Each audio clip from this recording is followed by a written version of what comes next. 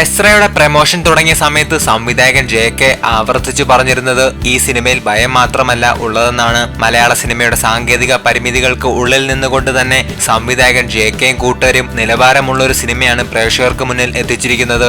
സിനിമയ്ക്ക് വേണ്ടി പണം മുടക്കിയ E4 എന്റർടൈൻമെന്റിനും AVA പ്രൊഡക്ഷൻസിനും ഇനി അഭിമാനിക്കാം. പഴയകാല ജൂതന്മാരുടെ ആചാര രീതികളുടെ ചുവട് പിടിച്ചാണ് എസ്രയുടെ കഥ പറഞ്ഞു തുടങ്ങുന്നത്.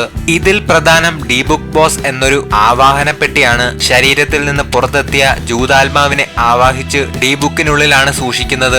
ഈ ഡി ബുക്ക് ബോക്സ് തുറക്കുമ്പോൾ ഇതിൽ കൂടിയിരിക്കുന്ന ആത്മാവ് ജീവനുള്ള ഒരു ശരീരത്തിലേക്ക് പ്രവേശിക്കുന്നു. ഈ സിനിമയിൽ ഡി ബുക്കിനുള്ളിലുള്ളത് എബ്രഹാം എസ്ര എന്നൊരു ജൂത ആത്മാവാണ്.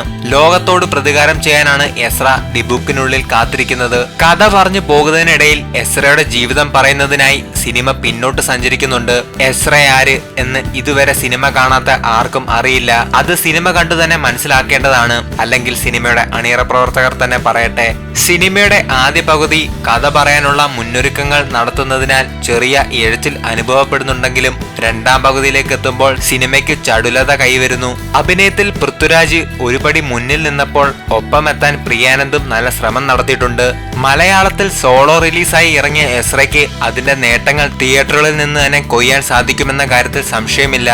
അതിഭീമമായി ഭയം പ്രതീക്ഷിച്ച് എസ്രയ്ക്ക് പോകരുത്. സാധാരണ പ്രേക്ഷകനെ പോലും പേടിപ്പിക്കുന്ന അവസരങ്ങൾ സിനിമയിൽ വിരളമായി മാത്രമേ സംഭവിക്കുന്നുള്ളൂ.